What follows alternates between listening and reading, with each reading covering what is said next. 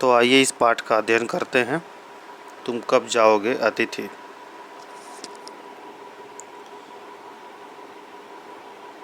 आज तुम्हारे आगमन के चतुर्थ दिवस पर यह प्रश्न बार बार मन में घूम रहा है, तुम कब जाओगे अतिथि। तुम जहाँ बैठे निसंकोच सिगरेट का धुआं फेंक रहे हो, उसके ठीक सामने एक कैलेंडर है, देख रहे हो ना। इसकी तारीखें अपनी सीमा में नम्रता से फड़फड़ाती रहती हैं। विगत 2 दिनों से मैं तुम्हें दिखाकर तारीखें बदल रहा हूँ।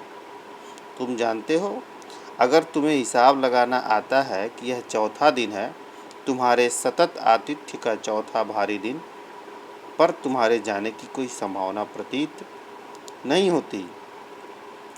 लाखों मील लंबी यात्रा करने के बाद वे दोनों एस्ट्रोनॉट्स भी इतने समय चांद पर नहीं रुके थे जितने समय तुम एक छोटी सी यात्रा कर मेरे घर आए हो। तुम अपने भारी चरण कमलों की छाप मेरी ज़मीन पर अंकित कर चुके। तुमने एक अंतरंग निजी संबंध मुझसे स्थापित कर लिया। तुमने मेरी आर्थिक सीमाओं की बैजनी चट्टान देख ली।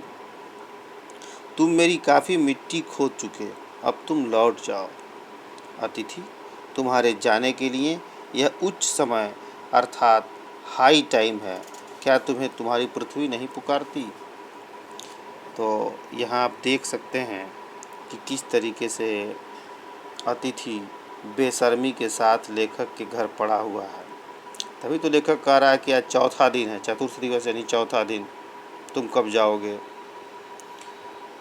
कुछ लोग होते हैं कि जो बिना बताए किसी के घर जाते हैं और तब तक नहीं जाते जब तक कि मेहमान नवाजी करने वाला व्यक्ति उसे बाहर ना निकाल दे या कुछ ऐसा अपमानजनक टिप्पणी न कर दे। तो वैसे ही यह अतिथि भी लेखक के घर आया हुआ है।